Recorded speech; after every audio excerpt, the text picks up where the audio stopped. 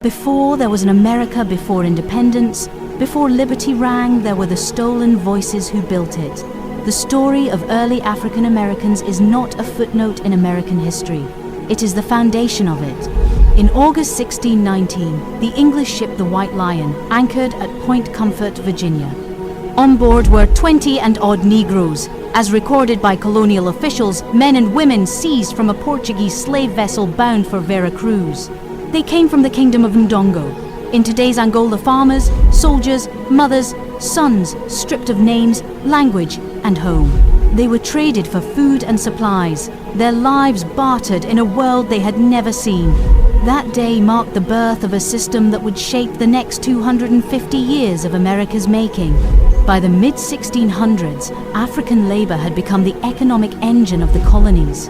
In Virginia, enslaved hands grew tobacco. In South Carolina, they carved rice fields from swampland, drawing on African expertise from the Senegambia region. Even the famed Carolina gold rice, the colony's greatest export, was the legacy of African skill. In 1739, courage broke through fear. Near the Stono River in South Carolina, an enslaved man named Jemmy, known as Cato, led a band of 20 Africans in open rebellion. They seized weapons, raised a banner, and marched south, shouting, "Liberty!" in their own tongues. Their goal was freedom in Spanish Florida, where emancipation was promised. The Stono Rebellion was crushed brutally, but its echo thundered through the colonies. Laws tightened, punishments worsened, yet the seed of resistance was sown deep. A generation later, as America fought for independence, enslaved and free black people faced a bitter question. Would liberty include them? Over 5,000 black men joined the Continental Army. Among them was Crispus Attucks, a dock worker of African and native descent, the first to fall in the Boston Massacre of 1770. His blood was the first spilled for a revolution that still denied his people's freedom. When the war ended, many were betrayed, re-enslaved, or exiled to the harsh coasts of Nova Scotia and Sierra Leone. But freedom's idea had already taken root. In the late 1700s, voices like Phillis Wheatley, enslaved in Boston, astonished the world. At just 20, she published a book of poems that praised liberty and questioned hypocrisy.